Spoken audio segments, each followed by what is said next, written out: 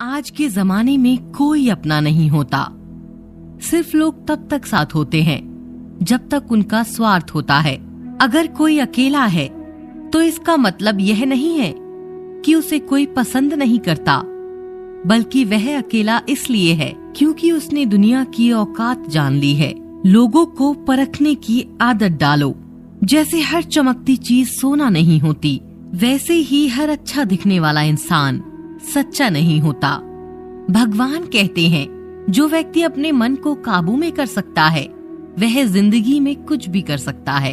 इंसान की अच्छाई पर सब खामोश रहते हैं, लेकिन चर्चा अगर उसकी बुराई पर हो तो गूंगे भी बोलने लगते हैं। श्री कृष्ण कहते हैं, तुम्हारे बीते हुए कल को तो मैं ठीक नहीं कर सकता, लेकिन तुम वर्तमान में अगर अच्छे कर्म करोगे तो मैं तुम्हारा आने वाला कल अवश्य उजागर करूंगा। जिस तरह समुद्र में खारे पानी को गर्म करने के बाद नमक के कण दिखाई देते हैं, ठीक उसी तरह से जब हम ध्यान, भक्ति और तप करते हैं तब हमें भगवान के दर्शन हो सकते हैं। इसलिए हमें अपनी बुराइयों को छोड़ना पड़ता है, तभी हम ईश्वर को प्राप्त कर सकते हैं। अगर आपको बहुत सारी परेशानियों से गुजरना पड़ रहा है तो आप खुश हो जाएं, क्योंकि भगवान की नजर आप पर है। देर से ही सही, लेकिन वह आपकी जरूर सुनेंगे। गीता में भगवान श्री कृष्ण कहते हैं, हे अर्जुन, मैं किसी का भाग्य नहीं बनाता, हर कोई अपना भाग्य खुद बनाता है। आप आज जो भी कर्म कर रहे हो उसका फल आपको कल प्राप्त होगा, और आज जो आपके पास है वह आपके द्वारा किए गए कर्मों का फल है। भगवान बोलते हैं, तू करता वही है जो तू चाहता है, पर होता वही है जो मैं चाहता हूँ। तो तू वही कर जो मैं चाहता हूँ, फिर वही होगा जो तू चाहेगा। अतीत को बदला जा सकता है, वर्तमान से बचा नहीं जा सकता। केवल भविष्य को संवारने का कार्य ही वर्तमान में किया जा सकता है। जब आप एक कठिन दौर से गुजरते हैं, जब सब कुछ आपका विरोध करने लगता है, जब आपको लगता है कि आप एक मिनट भी सहन नहीं कर सकते हैं, तब भी कभी हार न माने, क्योंकि यही वह समय है और स्थान है जब आपका अच्छा समय शुरू होगा। आज तुम्हारे जीवन में कितनी मुसीबतें हैं, इससे कोई फर्क नहीं पड़ता। फर्क पड़ता है तो बस इस बात से कि तुम इसका सामना कैसे करते हो। एक बात हमेशा याद रखना, किसी के सामने गिड़गिड़ाने से ना तो मोहब्बत मिलती है ना ही इज्जत। इसलिए अपने स्वाभिमान को जिंदा रखो। कोई अगर आपकी किस्मत में होगा तो वह आपके पास खुद ही चल कर आएगा। राम सेतु पुल के निर्माण के वक्त जब सभी वानर सेना मिलकर राम नाम के पत्थरों को समुद्र में डाल रही थी, तो उस वक्त एक छोटी सी गिलहरी भी उन वानरों के साथ मिलकर समुद्र में छोटे छोटे पत्थर डाल रही थी। एक बंदर की नजर उस पर पड़ी और उसने उस गिलहरी से बोला कि तुम्हारे इस छोटे से पत्थर से पुल जल्दी थोड़ी ना बन जाएगा। ऐसा कहकर उसने उस गिलहरी को पकड़ा और दूर फेंक दिया। इस बात से गिलहरी रोने लगी और श्री राम के पास जाकर उसने सारी बात बताई। श्री राम हमेशा विनम्र रहते थे, तो उन्होंने उस बंदर को अपने पास बुलाया और उससे कहा कि तुम बड़े हो, इसलिए तुम ज्यादा बड़े पत्थर उठा सकते हो। इसका मतलब ये नहीं कि सिर्फ तुम ही काम करने योग्य हो। गिलहरी में जितनी शक्ति है वो उतनी ही शक्ति से काम कर रही है, और उसकी योग्यता भी उतनी ही है जितनी तुम्हारी। और फिर श्री राम गिलहरी के ऊपर अपनी उंगलियां फिराते हैं। आपने गिलहरी के ऊपर 3 विशाल निशान देखे होंगे। कहा जाता है वो श्री राम की उंगलियों के निशान हैं। ये छोटी सी कहानी हमें सिखाती है कि योग्यता और सामर्थ्य हर किसी में बराबर होता है, लेकिन फिर भी हम चीजें करना नहीं चाहते और कामयाब होने के सपने देखते रहते हैं। कामयाब होने के लिए ये मायने नहीं रखता कि आपने कितना किया, मायने ये रखता है कि आप कितना कर सकते थे। हमें कई बार ये लगता है कि हमने बहुत कुछ किया, लेकिन फिर भी हम नाकामयाब ही रहे। एक सच ये भी होता है कि हमने अपनी कैपेबिलिटीज के लायक बहुत काम किया होता है और हम उससे ज्यादा करने की इच्छा ही नहीं रखते। दूसरों को हराने का मौका मत दो, बस खुद को आगे ले जाने की जिद पाल लो। कभी हार न मानने की आदत ही एक दिन जीतने की आदत बन जाती है। जो जीवन की चुनौतियों का सामना करने से डरता है उसका असफल होना निश्चित है। एक बार एक व्यक्ति नदी के पुल से कहीं जा रहा था, तभी अचानक उसके पीछे कई बंदर पड़ जाते हैं और उस आदमी को परेशान करने लगते हैं। वह आदमी अपने आप को बचाने के लिए बंदरों से दूर भागने की कोशिश करता है। तभी सामने से एक सन्यासी आकर उस आदमी को कहता है कि तुम इन बंदरों से मत डरो, तुम जितना इन बंदरों से डरोगे वह तुम्हें उतना ही और डराएंगे, इनका डटकर सामना करो।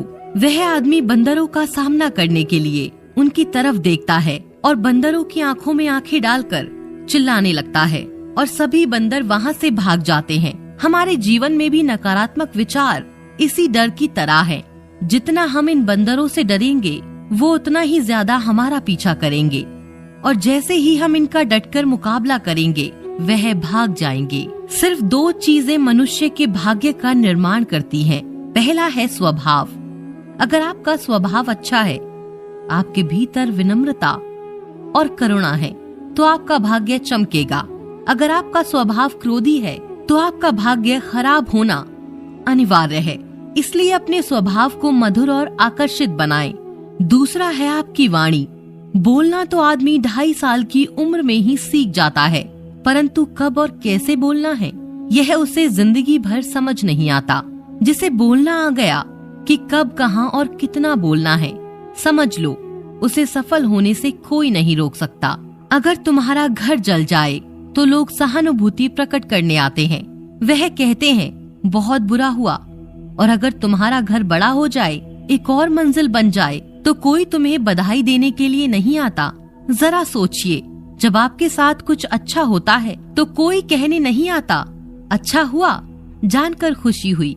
मगर आपके साथ बुरा होता है तो जरूर कुछ लोग आकर यह कहेंगे कि सुनकर बुरा लगा। एक बात हमेशा याद रखना, अगर शराब की दुकान पर बैठकर दूध पियोगे तो तुम्हें शराबी का दर्जा मिलेगा, और किसी मंदिर में बैठकर पानी पियोगे तो तुम्हें एक संत का दर्जा दिया जाएगा। इसलिए आप किसके साथ उठते बैठते हो यह मायने रखता है।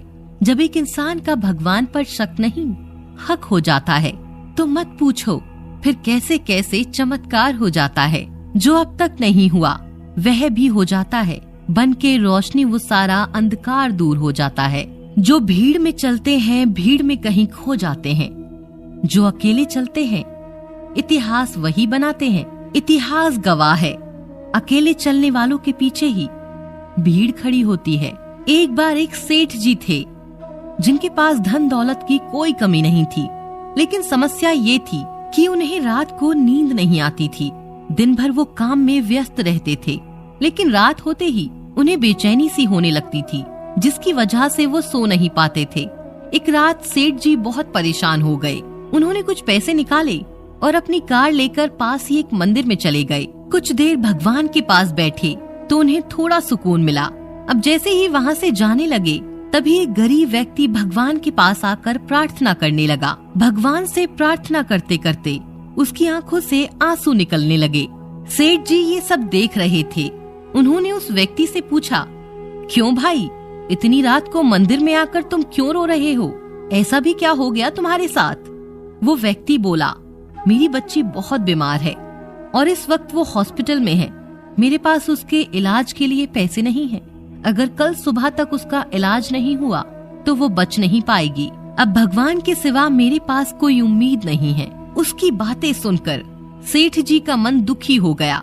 वो सोचने लगे कि एक मैं हूँ जो दिन भर पैसे कमाकर भी सुकून की नींद नहीं ले पाता और भगवान के पास आता हूँ, और एक ये है जो कि अपनी बेटी की जिंदगी मांगने के लिए अपना सब कुछ छोड़कर भगवान के पास आया है। सेठ जी ने तुरंत अपनी जेब में हाथ डाला और जितने भी पैसे उनके पास थे उन्होंने उस व्यक्ति को दे दिए, और उस व्यक्ति के चेहरे में रौनक आ गई।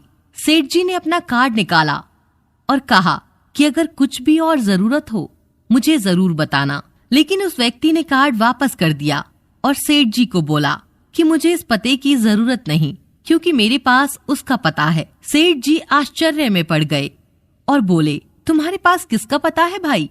गरीब व्यक्ति बोला, उसी का जिसने इतनी रात को आपको यहाँ मेरी मदद के लिए भेजा। सेठ जी मन ही मन मुस्कुराने लगे। उस गरीब आदमी की मदद करके सेठ जी का मन बहुत हल्का हो गया और उनकी बेचैनी भी कम हो गई। सेठ जी वहां से चले गए और चैन की नींद सो गए। ये कहानी हमें सिखाती है कि परेशानियों और दुख से घिरे व्यक्ति की मदद भगवान हमेशा किसी न किसी रूप में जरूर करते हैं, लेकिन उसके लिए हमें भगवान पर विश्वास होना भी जरूरी है। बिना विश्वास के लिए पूजा पाठ, भक्ति, ये सब चीज किसी काम की नहीं है। भगवान पर आस्था होना, उस पर विश्वास होना बहुत जरूरी है। एक तरफ तो हम लोग ये कहते हैं कि भगवान होते ही नहीं, और जब हम पर कोई मुसीबत आती है तो हम सीधा भगवान की तरफ ही दौड़ लगाते हैं।